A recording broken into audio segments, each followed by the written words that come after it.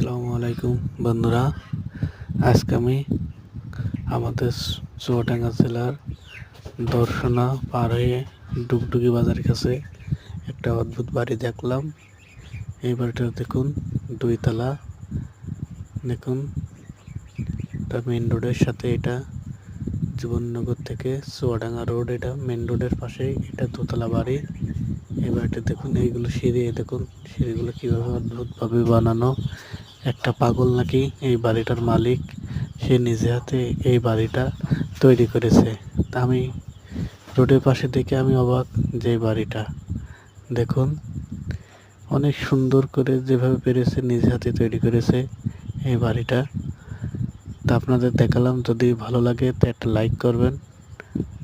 দেখুন অনেক সুন্দর একটা বাড়ি। এই দেখুন বাড়ির সাইড, এটা আমি দেখি একটু উঠতে পারি কিনা, ভেতরে কি আছে।